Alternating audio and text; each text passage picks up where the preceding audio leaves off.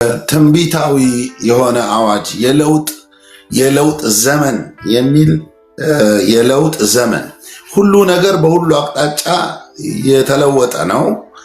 ግን እግዚአብሔር ደግሞ በራሱ ሲዝን በራሱ ጊዜ ነገርን የሚለውጥበት ጊዜ ነው። ይህንን ሰውን እንደሚያወራ ሰውን ለመስማት ጊዜ እንደሚወስድ እግዚአብሔር በእኔ በኩል ያመጣው መልእክት ነው እና እግዚአብሔርስ አልኩኝ፣ ጠየቅኩ። እግዚአብሔርስ ብዬ ጠየቅኩ። እግዚአብሔርስ ማለት ሰው ከዘመኑ አንጻር ከጊዜው አንጻር ደረስኩበት ከሚለው የእውቀት ጥግ አንጻር አገኘሁት ያስኩት ከሚለው ከጨበጠው ከሰበሰበው ነገር ተነስቶ ለውጥ እያለ እየተንቀሳቀሰ ነው። ጊዜው የለውጥ ነው ይባላል። ኦኬ እግዚአብሔርስ የሚል ጥያቄ ጠየቅኩኝ። እግዚአብሔርም የለውጥ ዘመን አለ። ፍጥረት ዓለሙ ሊቋቋሙ የማይችል እጅን በአፍ የሚያስጭን በተአምራትና በድንቅ የታጀበ ብዙሃኑ ቀልቡን ወደ እግዚአብሔር ልቡን ወደ እግዚአብሔር የሚመልስበት የለውጥ ዘመን ይሆናል። በክርስቶስ አምናችሁ ለዳናችሁ በቅዱስ ደሙ ታጥባችሁ ለተቀደሳችሁ ለእናንተ ደግሞ የበረከትና የክብር ይሆናል። ስለዚህ ይህንን በእምነትና በድፍረት እናገራለሁ።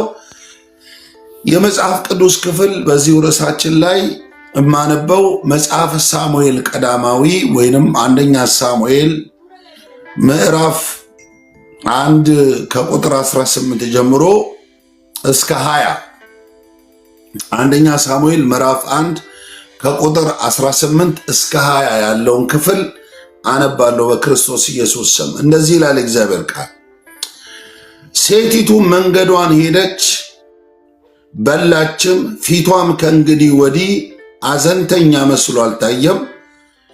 ማልደው ተነስተው በእግዚአብሔር ፊት ሰገዱ። ተመልሰውም ወደ አርማቴም ወደ ቤታቸው መጡ። ሕልቃና ሚስቱን ሐናን አወቃት፣ እግዚአብሔርም አሰባት። የመፀነሷ ወራት ካለፈ በኋላ ሐና ወንድ ልጅ ወለደች። እርሷም ከእግዚአብሔር ለምኜዋለሁ ስትል ስሙን አማኑኤል ብላ ጠራች ይላል። በተለያየ ጊዜ በተለያየ ስፍራ እግዚአብሔር በጠራቸው ሴትና ወንድ ባሪያዎች የዚህን መጽሐፍ ታሪክ በሚገባን በሆነ ግልጽ ቋንቋ ሰዎች ሰብከውናል። በመንፈስ ቅዱስ ኢምፓወር ሆነው መናገር የሚችሉ አፋቸው የተቀቡ ሴትና ወንድ ባሪያዎች ሰብከውናል። አንዳንዴ ከምናውቀው የእግዚአብሔር ቃል ውስጥ እግዚአብሔር የማናውቀውን ምስጢራትን በመግለጥ ያስገርማል፣ ያስደምማል። ይህንን መጽሐፍ ቅዱስ ታሪኩን ታውቃላችሁ። በአንድ ቤተሰብ ላይ ያጠነጠነ ነው። የዚህ ቤት የበላይ ተጠሪ የሆነው ሕልቃና ይባላል። መጽሐፉ እንደሚነግረን ከኤፍሬም ወገን የሆነ ሰው ሕልቃና ይለዋል። ይሄ ከኤፍሬም ከተራራማው ምድር የሕልቃና የሚባለው ሰው በቤቱ 2 ሴቶች አሉ። አንደኛዋ ሐና ናት፣ ሁለተኛዋ ፍናና ናት። ሁለቱም እንደ ብሉይ ኪዳን ሕግ መሰረት እንደ ብሉይ ኪዳን አኗኗር ሁለቱ ሚስቶቹ ናቸው። 2 ሚስቶች አሉት። ይሄ ሰውዬ ከሁለቱ ሚስቶች ከፍናና ቁጥራቸው ምን ያህል እንደሆነ ባይታወቅም የተወሰኑ ልጆችን ከሷ ወልዷል። ሐና ግን ምንም ልጅ አልነበራትም ይላል። ሐና ልጅ አልነበራትም ይላል።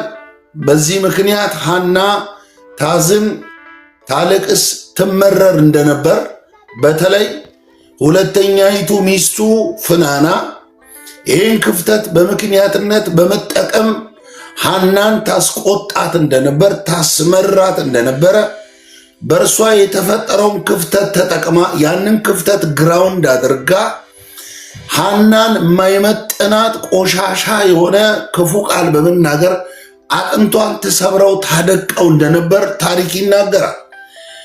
እሱ አይደለም ዋናው። በተለይ ወደ ሴሎ የቃል ኪዳን ታቦት ማደሪያ ወደ ሆነው ሴሎ ለእግዚአብሔር እንደ ሕጉ መጽሐፍ ልትሰግድ መባንና መስዋዕትን ይዛ ወደ ሴሎ በምትሄድበት ጊዜ ሐና በምትሄድበት ጊዜ ፍናና ያንን ክፍተት እያነሳች ተመልከቱ። ምን ማለት ነው? ልትጸልዩ እየሄዳችሁ ልታመልኩ እየሄዳችሁ መባንና መስዋዕትን ልመናንና ምልጃን ምስጋናን ልታቀርቡ እየሄዳችሁ ለውጥ ያጣችሁበት ፍሬ ያጣችሁበት በሕይወታችሁ እንደ መዥገር የተጣበቀ ላይወድቅ ላይላቀቅ እላያችሁ ላይ የበቀለ እናንተ ቤት ላይ ቤት በሰራ ሕዝብ ባወቀው ችግራችሁ የኔ የምትሉት ቅርባችሁ ያለው ሰው እየነዘነዘ ሲወጋችሁ እየነዘነዘ ሲያማራችሁ በተለይ ልትጸልዩ እየሄዳችሁ እና ብሶቷን ታከፋው ነበር። ያናን ሕይወት ታመረው ነበር። ሕልቃና ምላሷ ለዚህ የተፈጠረ እስኪመስል ድረስ ምን አለበት ብታዝንላት፣ ምን አለበት ብታጽናናት። ነገር ግን ሐዘኗን ታበረታው ነበር። ሐና የሕይወቷ ምሬት፣ በውስጡ ያለው ስቃይ፣ ነፍሷ ውስጥ ያለው ጭንቀት የተረዳው ሕልቃና የተባለው ውድ ባሏ ቀርቦ በፍቅር ቃል ያጽናናታል። ምንድነው የሚላት? ከ10 ወንድ እኔ በልጥብሻለሁ ብልጫ ያለውን ስጦታ ያቀርብላታል። አንዳንዴ የምንወዳቸው ሰዎች በጣም በጣም በጣም የምንፈልገውን ነገር በጣም የተሻለ የሚመስል ነገር ቢሰጡንም ስጦታው ሐዘንን ሊቀርፍ አይችልም። ስጦታው የልብ ስብራትን ሊጠግን አይችልም። ስጦታው ከገባንበት ቅርቃርና የሐዘን ቋት ውስጥ ሊያወጣን አይችልም። የሚወዱን እኛን ያቀረቡ በር ልባቸውን የከፈቱ የምንወዳቸው የኛ የምንላቸው ሰዎች በእኛ ሕይወት ውስጥ የሚሰጡት ስጦታ ለውጥ የለውም፣ ችግራችንን አይቀርፍልንም። የሕልቃና ስጦታ 10 እጅ የሚበልጠው ስጦታ ድግግሞሽ የበዛበት የመጽናናት ቃል ያናን ታሪክ ሊለውጠው አይችልም እና ከዓመት ዓመት ነገር እየከፋ ነው። እቺ ሴት በስቃይና መከራ ውስጥ እያለፈች ነው። ስትሄድ ወደዛ ታቦት ማደሪያው ወደ መገናኛው ድንኳን እያለቀሰች ትሄዳለች። ስትመለስ እያለቀሰች ትመለሳለች። ሴሎ የሚባለው የቃል ኪዳኑ ታቦት ማደሪያው አካባቢ ምንም ለውጥ ስለሌለዛ እጅ ጭኖ በእምነት የሚጸልይ ዘይት ቀብቶ በእምነት የሚጸልይ ለዚህ ቅርብ የሆነ ልቡ በትህትና የተሞላ እግዚአብሔርን የሚፈራ አገልጋይ በአካባቢው የለም። ለሕጉ መጽሐፍም ለመቅደሱም የቅርብ ተጠሪ ነን የሚሉ በመቅደሱ አካባቢ በወቅቱ የነበሩ ኤሊ የተባለው ካህኑና በስሩ ያሉ ልጆቹ በጣም በሚያስቀይም ለመናገር በሚቀፍ ነውር ኃጢአት ያደርጉ ነበር። ስለዚህ በዚህ በደል ይሰሩ ነበር። እንግዲህ ለመጽሐፍ ቅዱስ ታሪክ የቀረባችሁ ሰዎች የሆነውን ነገር በጥልቅ ታውቃላችሁ። ስለዚህ ሐዘኗ እየጨመረ ነው። መጽሐፍ ቅዱስ የሐና የሐዘኗ ምንጭ ምክንያት ምናልባትም እንደ ሰው ተጠያቂው ራሱ እግዚአብሔር ነው። ለምን? ማኅፀኗን ዘግቶት ነበር ይላል። እርሱ ከዘጋ የሚከፍት የለም፣ እርሱ ከከፈተ የሚዘጋ የለም። የሚከፍት የሚዘጋ የሌለ የሚዘጋም የሚከፍት የሌለ እንደሚል በዮሐንስ ራእይ ምዕራፍ 2 ላይ ለፊላደልፊያ በተላከው መልእክት የተነገረው ትንቢት ነው። የተከፈተን በር ሰጥቻለሁ አለ፣ ማንም ሊዘጋው የማይችል ይላል። እርሱ ከከፈተ የሚዘጋ የለም፣ እርሱ ከዘጋ የሚከፍት የለም። የሐና ማኅፀን ተዘግቷል። ሐና ሰው አታለች። እግዚአብሔርም ስለ ቤቱ ስለ ሕጉ መጽሐፍ ጥብቅና የሚቆም ሰው አጥቷል። ስለዚህ ሰው ተቸግሯል ብቻ ሳይሆን እግዚአብሔርም ተቸግሯል። ሐና እያለቀሰች ነው በፍናና ምክንያት። እግዚአብሔር በኤሊና ፊናስ ምክንያት ደግሞ ሰማይ እያለቀሰ ነው። ለቅሶ በምድርም በሰማይም ነው፣ በሰማይም በምድርም ነው። ለቅሶ ብቻ ነው ያለ። ከሐዘኗ ልትጽናና አልቻለችም። አልቅሳ ከቤት የጀመረች ሴትዮ አልቅሳ የምትጨርሰው ሴሎ ነው። ከሴሎ ስትመለስ ያለቅሶ ይቀጥላል። ለውጥ የሌለው ትላንትን እየደገመች የኖረችበት ፍሬ አልባ የሆነ ሕይወት ከሮሮ ከለቅሶ ውጪ ምንም ነገር የሚታይ የሚጨበጥ የለም። ሰማይ ተዘግቷል። የሐና ማዕፀን ተዘግቷል። ሴሎ ዋናው የምስራቁ በር ተዘግቷል። ሁሉ ነገር ተዘግቷል። ዝግ ነው። እስራኤል እግዚአብሔርን ይከተላል፣ ግን እያዘነ ይከተላል። እንደ ሕጉ መጽሐፍ መባንና መስዋዕትን ያቀርባል፣ ግን እያዘነ ነው። ለምን ይላል የሚል የትንቢት ቃል የለም። እግዚአብሔር እንዲህ ይላል የሚል እስራኤል የሚጽናናው ነፍሱ ሐሴት የሚያደርገው አጥንቱ የሚጠናው ቁርጭምጭሚቱ የሚበረታው የትንቢት ቃል ሲመጣ ነው። የመለኮት መገለጥ ፍሰቱ ሲመጣ ነው። የእስራኤል መጽናናት ዳቦ አይደለም፣ ጎመን አይደለም።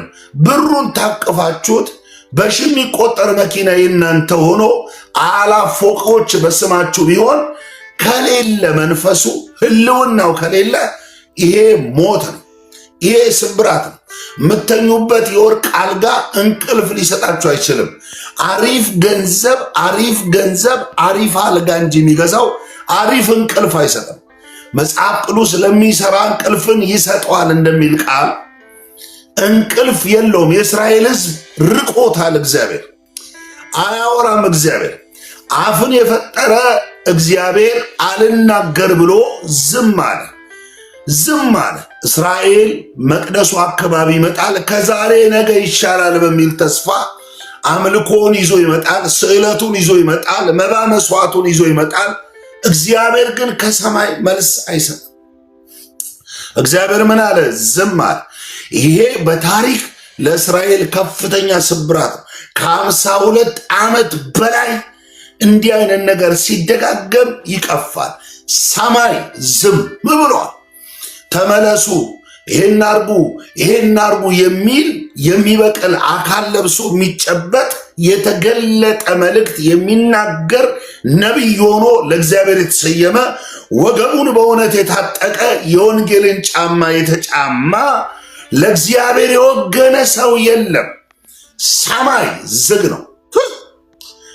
ዶራ ካማርዴና ማሶፓ አየህ፣ ለግማሽ ክፍለ ዘመን 100 ዓመት አንድ ክፍለ ዘመን ይባላል እና የግማሽ ከ50 ዓመት በላይ ተመሳሳይ ህይወት፣ ስቃይ የሞላበት ህይወት፣ በልተን ማጠግብበት፣ ተኝተን እንቅልፍ ለብሰን ማይሞቅበት፣ በመንፈስም በምድርም ሰው የተጎዳበት፣ መኪና ይዞ ደርቆ የሚመላለስበት፣ ትልቅ ፎቅ ታቅፎ ከመንፈስ ቅዱስ ተነጥሎ በምኞቱና በስሜቱ ታጥሮ የገዛ ምኞቱንና ስሜቱን አምላክ አድርጎ ተነጥሎ ከክብሩ መራቅ በጣም መጥቶ አጨብጭቦ በኪቦርድ ሙቀት ሽምጥ ጋልቦ ምንም ጸጋ ከሌለ ይገርማል። እግዚአብሔርን ሰፈሬን ልዩ የሚያደርገው ህልውናው ነው። አካባቢ ልዩ የሚያደርገው ህልውናው የመንፈስ ቅዱስ መገኘት ነው። ህብረታችን እንደ ህብረት ይሄ ፕላትፎርም ከሌላው ለየት የሚያደርገው መገኘቱ ወይም ህልውናው ነው። ወገኖቼ በሌለበት እንዴት ይሆናል? መጽሐፍ ቅዱስ ዳዊት ምን አለ? በዚህ ዓለም ተድላንና ደስታን አግኝቼ ከምኖር በደጅ ተጥዬ ተርቤ ብኖር ይሻላል። አየህ፣ የእግዚአብሔር ደጅ ሃሌሉያ ማርካዳላዶና ማቻ የእግዚአብሔር ደጅ ወገኖቼ እዚህ ዓለም ላይ ካለው ክብርና ዝና ይበልጣል። አየህ፣ ርቀኝ ተነጥዬ ከክብር ጎድዬ ከምኖር በደጅ ታርዤ ተርቤ ተጥዬ ብኖር ይሻላል ይላል ዳዊት። ሰማይ ሲዘጋ ጥሩ አይደለም። እግዚአብሔር አልናገር ሲል በተጠሩ ጥሪው ባላቸው ቅርበቱ ባላቸው በሴሎ አካባቢ የማይጠፉ ህልም ሲጠፋ፣ ራእይ ሲጠፋ፣ ቃል ሲጠፋ ጥሩ አይደለም። ወየው የሚባለው ያኔ ነው። እግዚአብሔር አልናገር አልጋገር ሲል ለሚነገረው ቃል በምልክት መንፈስ ቅዱስ አልመልስ ሲል ይሄ ሞት ነው። እስራኤል ሰማይ ተዘግቶበት እያዘነ ይከተላል፣ እየቆዘመ ተስፋቶ ይከተላል። በጨለማ ውስጥ ነው የሚከተለው ወገኖች። ድንጋጤ ውስጥ ነው የገባው እስራኤል ማለት። የሐና ማፀን ተዘግቷል። ይኸውላችሁ ለቅሶ ማማጋ ለመሰላችሁ ሐና ታለቅሳለች፣ በአንድም በሌላም እግዚአብሔር ያለቅሳል። የእስራኤል ሕዝብ እያለቀሰ ነው። የለቅሶ ዘመን ይባላል። የ50 ዓመት ታሪክ የለቅሶ ዘመን፣ እየየ የበዛበት ሮሮ የማይታጣበት ዘመን፣ ለእግዚአብሔር የወገነ የእግዚአብሔር የሆነ ሰው ጠፍቶ እግዚአብሔር ያዘነበት፣ ለሕጉም ለመቅደሱም ጥብቅና የቆመ ለእግዚአብሔር ጦር የሚማዘዝ የእናቱን ማፀን ከፍሎ የወጣ ስለ እግዚአብሔር የሚቆም ሰው የጠፋበት ዘመን። ሐና በስድብ የምጠግበት ከዓመት ዓመት ስድብ ብቻ፣ ሐሜት ብቻ፣ መረገጥ ብቻ፣ መናቅ ብቻ፣ ትችት፣ ፌዝ፣ ቧልት በእሷ ላይ ብቻ። ሐናም ታለቅሳለች። እስራኤል የለም እግዚአብሔር ብሎ አይናገርም እንዴ? ትንቢት የለም ወይ? መገለጥ የለም ወይ? እያለ እስራኤል እያዘነ ሁሉ ሐዘን ነው፣ የሐዘን ጊዜ። ግን ይሄ ዘመን አልቀጠለም። የለውጥ ዘመን መጣ። የለውጥ ዘመን መጣ። በእግዚአብሔር ፍቅር ራይ ይናገራለሁ። መንፈስ ቅዱስ እንዲህ ይለኛል። የለውጥ ዘመን ነው የሚለኝ። የለውጥ ዘመን፣ የለውጥ ዘመን ይመጣል። ሐና እየተሰደበች የማትቀጠልበት፣ እግዚአብሔርም በሴሎ ስለ መንግስቱ ጥብቅና የሚቆም ሰው አጥቶ እግዚአብሔርም የማያዝንበት፣ የእስራኤልም ሕዝብ ቆዝሞ ተክዞ እየተከተለ አዝኖ ተሰብሮ ደቆ የማይሄድበት የእልልታ ዘመን፣ የዜማ ዘመን፣ የክብር ዘመን ደግሞ ይመጣል። አሁን የለውጥ ዘመን ነው። የለውጥ ዘመን ተገፍታ የኖረችው ተንቃ የኖረችው ሴሎ ያሉ ሰዎች ፍትህን በማቅናት ፍርድን በማቅናት ስለ እግዚአብሔር ብለው ለሕዝቡ በቅን ልቦና ማገልገል የማይችሉ ምኞታቸውን የሚከተሉ ስሜታቸው ላይ የቆሙ በመቅደሱ ደጃፍ ደፍ ደፍ ከሚሉ ሴት እህቶች ጋር እያመነዘሩ እየዋሹና የቀጠፉ በድፍረት ኃጢአት እግዚአብሔርን ለቁጣ የቀሰቀሱ አመፀኞች፣ መቅደሱን ያረከሱ፣ እግዚአብሔር በዚህ ልክ እንዲርቅ ከሕዝቡ እንዲነጠል ያደረጉ፣ ምቾታቸውን የሚያመልኩ፣ ለኮንፈርታቸው ብቻ የቆሙ ሰዎች፣ ኮንፈርታቸው እንዲነካ የማይፈልጉ፣ የሚቀርበው በአስራቱና መባው የሚቀርበው ቅቅሉና ክትፎን ያለ ስልጣናቸው ያለ ሕጉ በሕጉ መጽሐፍ ላይ ሳይመሰረቱ በራሳቸው ስልጣን ከመሬት ተነስተው ይህም በማድረግ እግዚአብሔርን ያሳዝኑ ነበር። አፊናንና ፊናስ የአባታቸውን ምክር ለመስማት ፈቃደኛ አልሆኑ፣ እግዚአብሔርም ሊገላቸው ወዶ ነበር ይላል።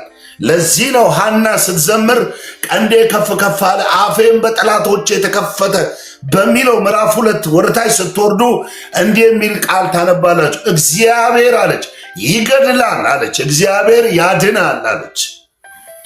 በዚህ ልክ ሲያምፁ ትላንትን እየደገሙ በክፋታቸው እየከፉ ሲሄዱ እግዚአብሔር እንዳራሙቻ ነቀላቸው። የለውጥ ዘመን። እኔ ይህንን ዘመን አሜን ብዬ ተቀብየዋለሁ። እንደ ሐና በአንድም በሌላም ምክንያት ለቅሶ ውስጥ ያላችሁ፣ ትካዜ ውስጥ ያላችሁ፣ ስብራት ውስጥ ያላችሁ፣ በሰው መገፋት ተገፍታችሁ፣ በሌለ ንቀት ተንቃችሁ፣ ተወርውራችሁ፣ ተጥላችሁ፣ ሰው ጀርባ ሰጥቷችሁ፣ ያለ በደል ተፈርዶባችሁ፣ ተከሳችሁና ተወንጅላችሁ ነገን በስጋት የምትቀበሉ ደግሞ ነገ ምን ይሆን እያላችሁ ልባችሁ በፍርሃት የታጠረ ስለ ነገ ባሰባችሁ ቁጥር ጭንቅ ጭንቅ የሚላችሁ የፍትህ አምላክ የእስራኤል ቅዱስ መቅደሱ አካባቢ ፍትህ ቢዛባ፣ አድሎ ቢደረግ፣ አድሎና መገለል ቢደረግ፣ አንቺን ለመቀበል በሩን የሚከፍት ልቡን የሚከፍት ለእግዚአብሔር ቤት የወገነ የእግዚአብሔር የሆነ አገልጋይ ቢጠፋ፣ ደሙ ባንቺ ላይ ያለ፣ ስሙ ባንቺ ላይ ያለ እግዚአብሔር ከሰማይ ይወርዳል። የለቅሶ ዘመን የሚያበቃበት፣ አዝነ ቆዝመ ማትቀጥልበት፣ ታሪክ እንደ ትላንቱ የማይደገምበት የለውጥ ዘመን ይመጣል። ፊት የሚበራበት፣ እንጀራ ቆርሰ የምትበላበት፣ ከዚህ በኋላ አዝነ ሳይሆን ልትዘምር የምትወጣበት፣ እልል የምትልበት ብቻ ነው ሳይሆን ስጦታ ተሰጥቶ የከበረ ስጦታ፣ ውድ የሆነ ስጦታ። ወገኖቼ ዘመን እንደዚሁ አልቀጠለም። ዘመን እንደዚሁ አልቀጠለም። እግዚአብሔር አዝኖ አልቀጠለም። ሐና አዝና አልቀጠለችም። የእስራኤል ሕዝብ አዝኖ አልቀጠለም። አንድ ቀን የለውጥ ዘመን መጣ። ጌታ እንደዚህ ይላቸዋል፣ ፊታችሁ ያለው ቀን፣ ፊታችሁ ያለው ሳምንት፣ ፊታችሁ ያለው ወር፣ ፊታችሁ ያለው መጻኢ ዘመን ለውጥ የሚጀምርበት እግዚአብሔር ስለ ሕዝቡ ለውጥ ያደርጋል። ስለ ቤቱ ለውጥ ያደርጋል። ስለ መንፈሳዊ ስርዓቶችና አገልግሎቶች ለውጥ ያደርጋል።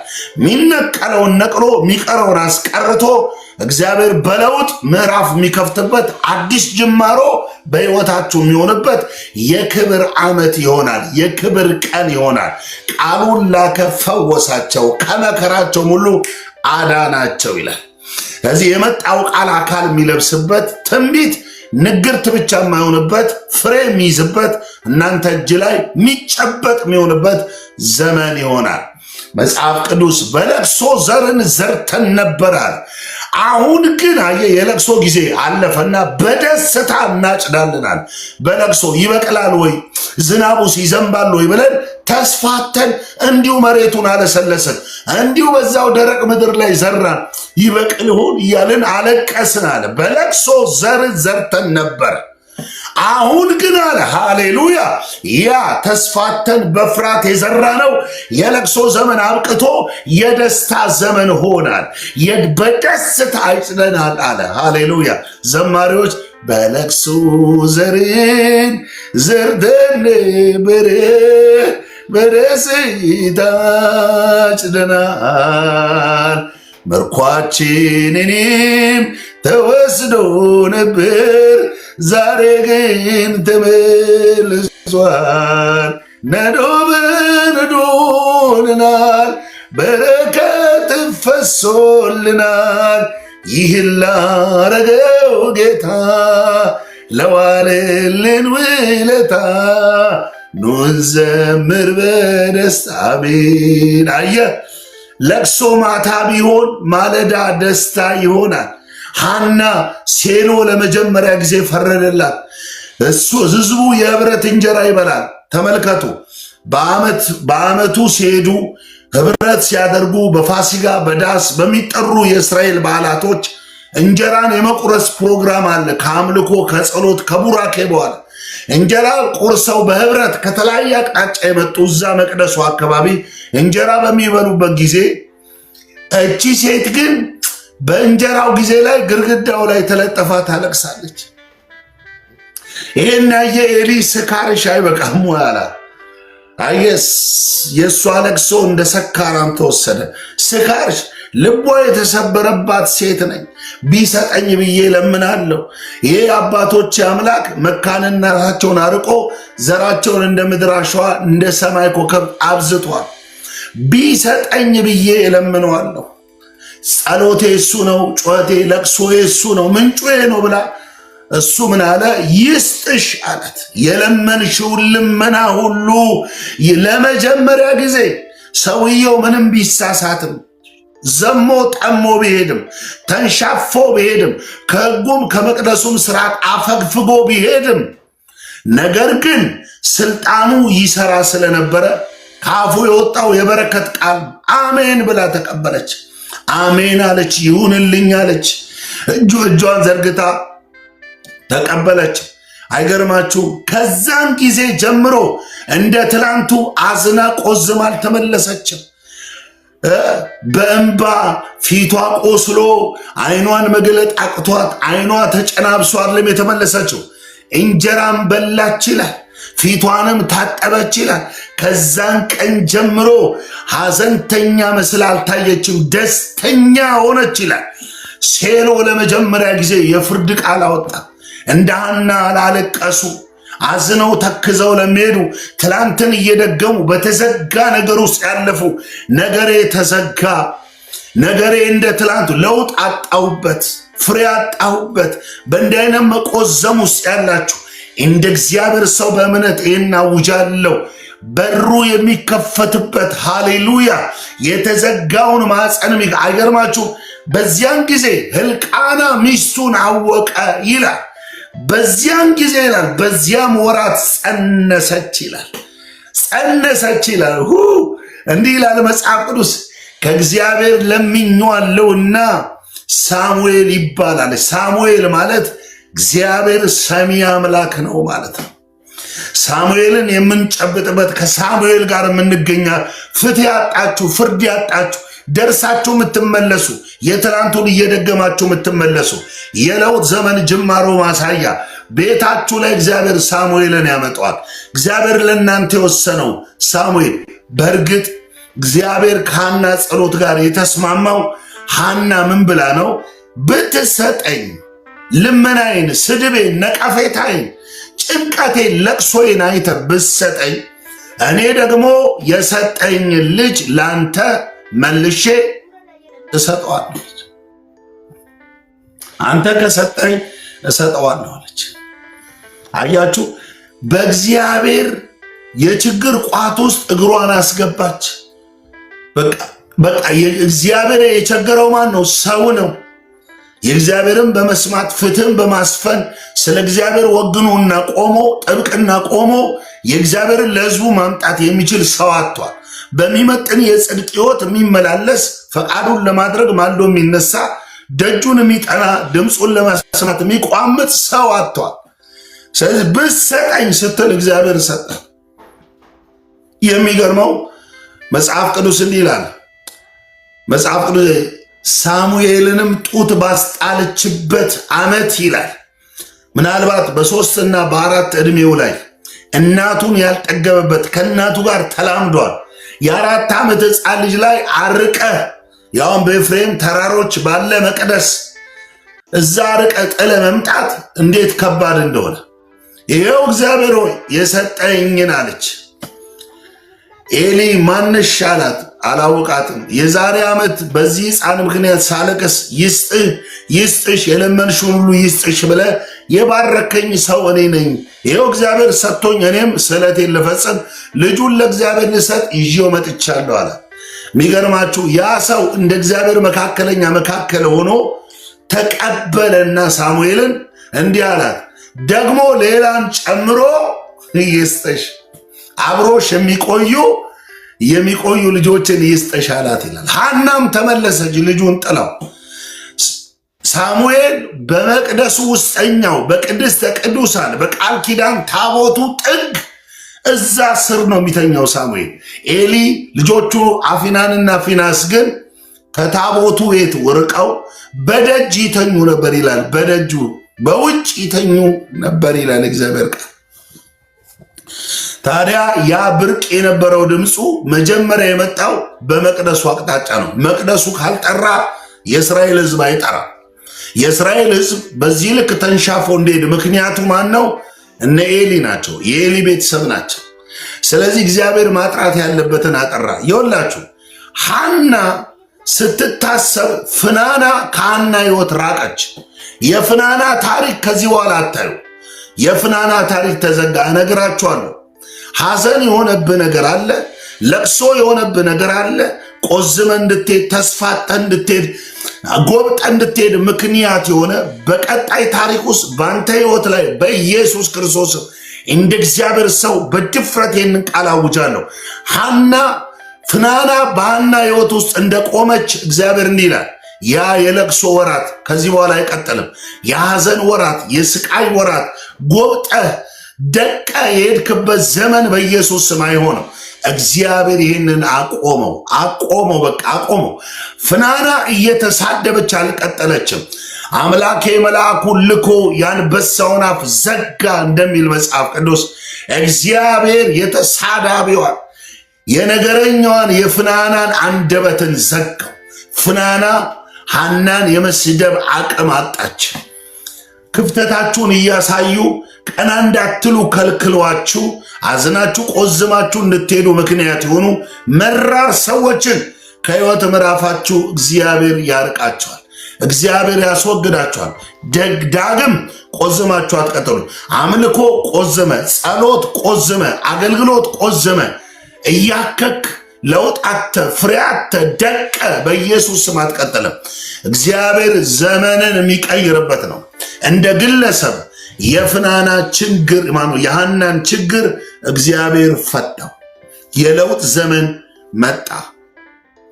የለውጥ ዘመን መጣ። የሚገርማችሁ ሳሙኤል ወደ መቅደስ ከመጣ በኋላ መጽሐፍ ቅዱስ እንደምታውቁት እነ ኤሊና ቤተሰቡ አልቀጠሉ፣ ቆሙ። እነሱ እነግራችኋለሁ፣ ቆሙ። እሱ ብቻ አይደለም፣ መገለጥ መጣ ይላል የሚል ትንቢት መጣ። እግዚአብሔር ለሕዝቡ ፈቃዱን፣ የዘላለም ሐሳቡን፣ የልቡን ምክር መግለጥ ጀመረ።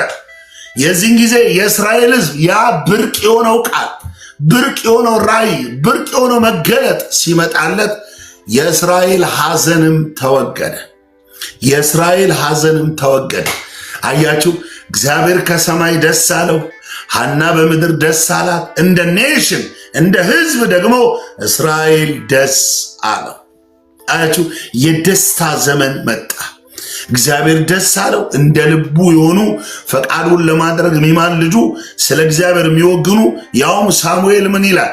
በአገልግሎት ዘመን ፍጻሜው ሕዝበ እስራኤልን ከዳን እስከ ቤርሳቤ ጠርቶ ጉቦ በላ ወይ? ፍርድ አዛባ ወይ? ፍትህን አጣመምኩ ወይ? ማንን አስለቀስኩ?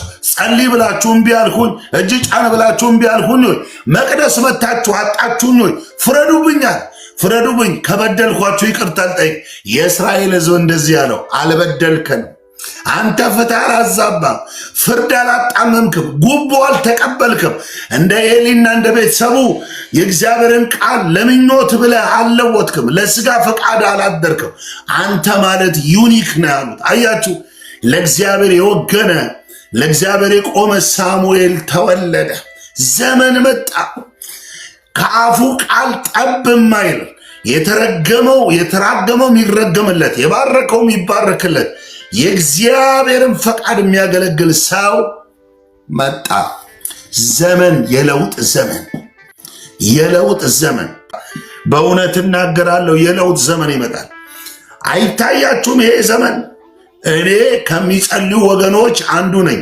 አቅሜ በፈቀደው መጠን፣ ጸጋው በበዛልኝ መጠን እጸልያለሁ። ቸርች አካባቢ እየሆነው ባለው ነገር በዘመኑ እኛ ቤት ባደሩ አፊናንና ፊናሶች፣ እኛ ቤት ባደሩ ኤሊዎች ጌታ ሆይ እላለሁ። ከሚያለቅሱ እናቶች ጋር አለቅሳለሁ። ይህንን ጸሎት እግዚአብሔር አልፎ እንደ ቀድሞ እንደ ጥንቱ ቃል ይስራ በየዕለቱ ናጌታ ናጌታ እያልን ክብሩንና ጸጋውን እያናፈቀን እናለቅሳለን። ስትርቀን ተነጥለ ስትቆም ደስ አይለንም። ስምህ እንደ ቀድሞ ይስራ። ሽባው ይተርተር፣ ዕውሩ ይብራ፣ አንካሳው ይዝለል፣ ደንቆሮ ይስማ፣ ሙታን ይነሳ፣ አብደው ጨርቃቸውን የጣሉ ስብናቸው የተነጠቁ በእብደት መንፈስ የተመቱ ነፃ ይውጡ እያለን እንጸልያለን። የለውጥ ዘመን ናፋቂዎች ነን። የሪቫይቫል ናፋቂዎች ነን። እግዚአብሔር እንዲከብር ነው የምናፍቀው።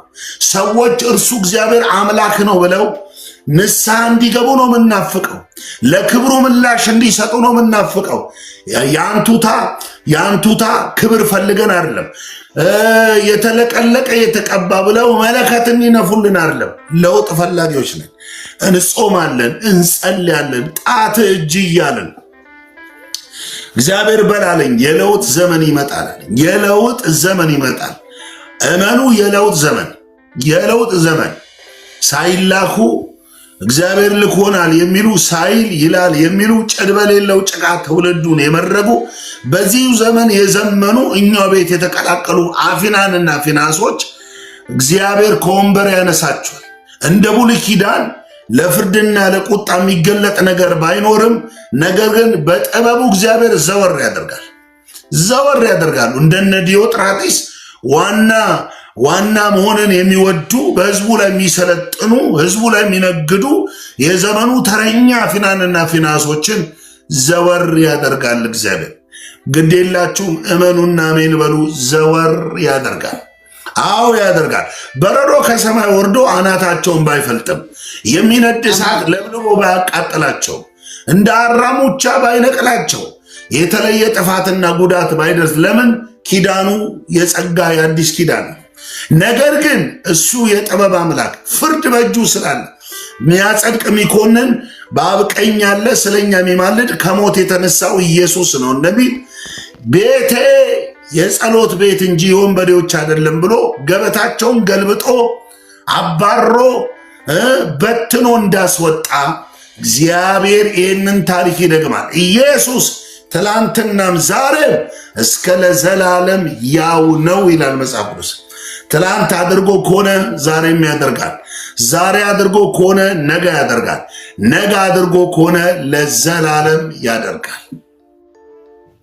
የአባቴ ብሩካን የለውጥ ዘመን ይመጣል። የለውጥ ዘመን ይመጣል። ቤቱን የሚያስተካክልበት ዘመን ይመጣል። ሪቫይቫል የተነሳው ከዚህ በኋላ የሪቫይቫል መነሻ ማሳያ ይሄ ነው። ስለዚህ እግዚአብሔር ግለሰቡን ጎበኘ፣ ቤቱን ጎበኘ። እግዚአብሔር እስራኤልን ሕዝብ ጎበኘ። እስራኤልም ይሰማው ነበር ይላል። ከአፉ የሚወጣውን የምክርን ቃል የእስራኤል ሕዝብ ይሰማው ነበር። ሕዝቡ በንስሐ ይመለስ ነበር። በእግዚአብሔር ፊት እጁን አንስቶ እግዚአብሔር አምላክ ነው በሚል ምላሽ ለተገለጠው ክብር እየሰገደ ወደ እግዚአብሔር ይመለስ ነበር። በእግዚአብሔር ፍቅር እናገራለሁ። የለውጥ ዘመን አለ ጌታ።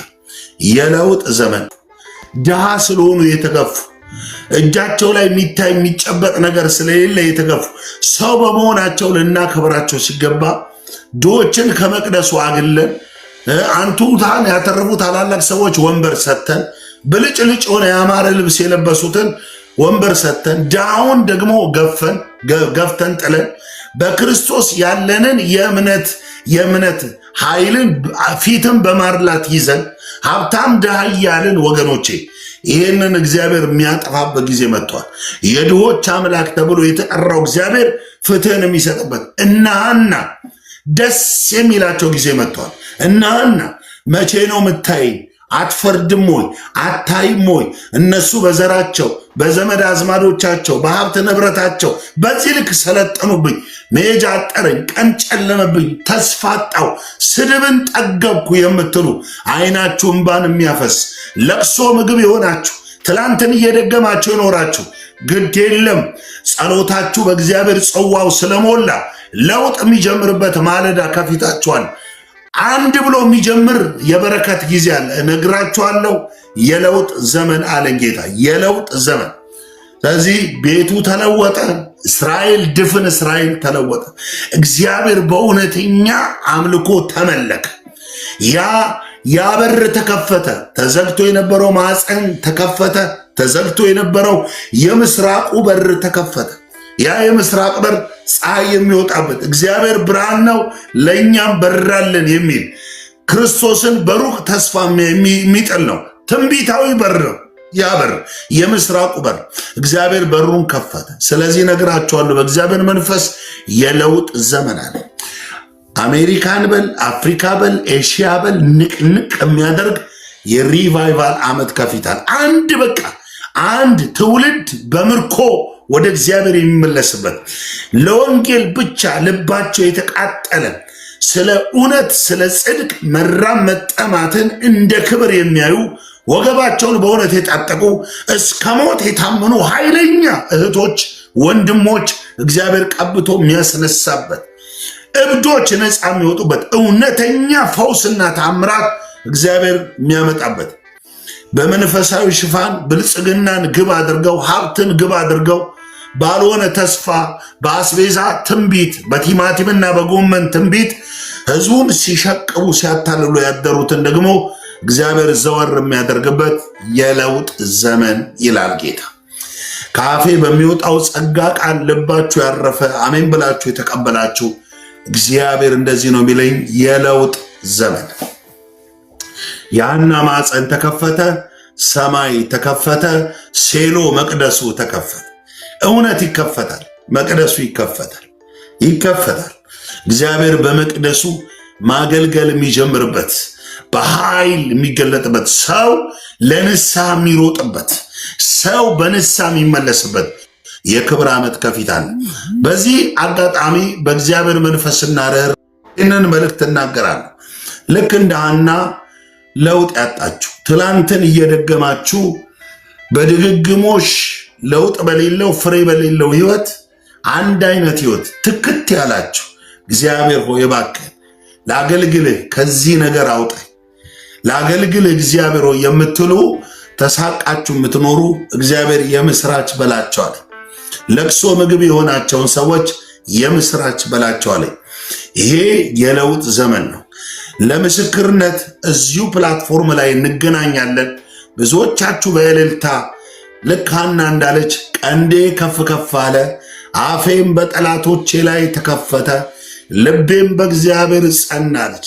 ዝቅ ዝቅ ብዬ ነበር ስሰደብ፣ ሰው ሲያላግጥብኝ፣ ሰው ቡና ማጣጫ ሲያደርገኝ፣ ሰው እንደ ማሲካ ሲያላምጠኝ ዝቅ ዝቅ ብዬ ነው። አሁን ግን ቀንዴ ከፍ ከፍ አለ፣ አፌም በጠላቶቼ ላይ ተከፈተ፣ ልቤም ሰጪ በሆነው በእግዚአብሔር ጸና አለች።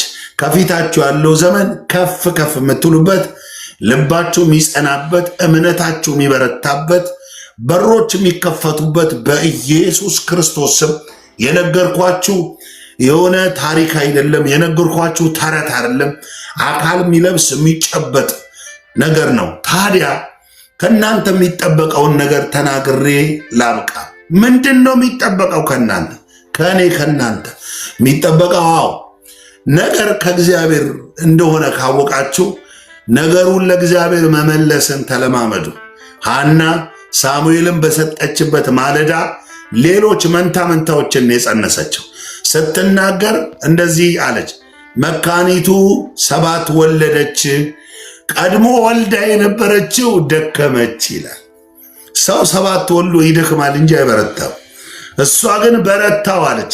ስነቀፍ የነበርኩት አለች በመውለድ በረታው፣ ወዛው አለች፣ ወጣት ሆንኩ አለች። ስለዚህ ለእግዚአብሔር መስጠትን ቀኖችን ስጡ፣ ሲያነጋ ስጡ፣ ሲያመሽላችሁ ስጡ፣ ሌሊታችሁን ስጡ። ገንዘብ በኪሳችሁ የሚሆን ሰዎች፣ በረከት በበረከት የምትሆኑ ሰዎች አላችሁ። ስጡ፣ ስጡ፣ ቁረሱ፣ አካፍሉ። ይህን ነገር አድርጉ። የእግዚአብሔር በረከት በእናንተ ላይ ይሁን። ይህ ቃል ለእግዚአብሔር ክብር አጸናሁት። በጌታ በኢየሱስ ክርስቶስ ስም ይህንን ትንቢት በሚያጸና የመንፈስ ቋንቋ በዚህ ጉባኤ አሜን ብለው በሚቀበሉ ቃልህን በቅን ልቦና በትህትና በሚቀበሉ ቅዱሳን ፊት እንደዚህ ጸልያለሁ። እግዚአብሔር ሆይ ይስማችሁ፣ እግዚአብሔር ይስማችሁ፣ ልመናችሁን ይስማ፣ ጩኸታችሁን ያድምጠው። ሳሙኤል እንደዚህ አለ፣ የለመንሽውን ይስጥሽ አላት። እናንተ ልመና የታከታችሁ በቃ ያጣችሁ ስጠኝ የምትሉ በኢየሱስ ስም እግዚአብሔር ይስጣችሁ። የሚሰማ ነገር ይስጣችሁ፣ የሚጨበጥ ነገር ይስጣችሁ። ሐሜት የጠገባችሁ፣ ስድብ የጠገባችሁ፣ ንቀትን የጠገባችሁ የሳቅ ዘመን ሆነ ይለኛል ጌታ። የሳቅ ዘመን ሆነ ይለ ቆዝማችሁ አንገት ደፍታችሁ የማትወጡበት በለውጥ የምትንቀሳቀሱበት የክብር ዓመት ከፊታችሁ ሆነ ይለኛል። የለውጥ ዘመን ይላል ጌታ። አሜን ሆነ፣ አሜን ሆነ፣ አሜን ሆነ። ደስ ይበላችሁ፣ ደስ ይበላችሁ። ሰው በእግዚአብሔር ቤት መሆንን የሚወድበት፣ ቸርችን የሚናፍቅበት፣ እውነተኛ አምልኮ፣ እውነተኛ ጸሎት፣ እውነተኛ የቃል አገልግሎት፣ የትንቢት አገልግሎት የሚሆንበት የከበረ ዓመት ከፊት አለ። 2026 ንቅንቅ የለውጥ ዘመን። አዎ እነሱ የለውጥ ዘመን እያሉ ነው፣ የክብር ዘመን እያሉ ነው። በለውጥ አንድ ሆነን በቴክኖሎጂው ተናበን እንሄዳለን፣ አብረን እናድጋለን ይላሉ። እግዚአብሔርም እንደዚህ ያለ የለውጥ ዘመን፣ ለድሆች የምፈርድበት፣ ለተገፉት የምፈርድበት፣ ለቅሶ ምግብ ለሆናቸው ተሳቀው ለኖሩ የምፈርድበት፣ የተዘጋውን የምከፍትበት፣ የተከፈተውን የምዘጋበት፣ አንዴ እንዲህ ሌላ ጊዜ እንደዚያ የማደርግበት ዓመት ይሆናል አለ። እግዚአብሔርም በለውጥ የምገለጥበት፣ በለውጥ የምታወቅበት የለውጥ ዘመን ይሆናል ይለኛል ጌታ። እግዚአብሔር አባት ሆይ ይህንን ስለምታደርግ ይሄ ስለሚሆን በኢየሱስ ስም አመሰግናል። ስምህ የተባረከ ይሁን። ይሄንን ቀን ስለሰጠን ተባረክ። ይሄንን ጊዜ ስለሰጠን ተባረክ። አባቶ ይህ ቃል በልባቸው የታተመ ይሁን። ይህ ቃል ለበረከት በእነሱ ላይ ይሁን። ክፉ በኢየሱስ ስም የወደቀ ይሁን። የፍናና አፍ ተዘጋ። እነ ኤሊ ቤተሰቡ ከመቅደስ ተወገዱ። እኖ የእስራኤል ሕዝብ ሐዘን ተወገደ።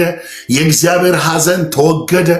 ዛሬ ጸልያለሁ፣ ሐዘን ከብዙ አቅጣጫ ከሴት ወንድ ልጆች ዙሪያ፣ ከባሪያዎች ዙሪያ፣ ከአገልጋዮች ዙሪያ ሐዘን ያልተለየ የተወዳጀ የተቆራኘ ቤታቸው ላይ ቤት የሰራ አጥንታቸው ላይ የተሰነቀረ ለዘመናት የቆየ ሐዘን እንደተወገደ በኢየሱስም እንዲወገድ ጸልያለሁ።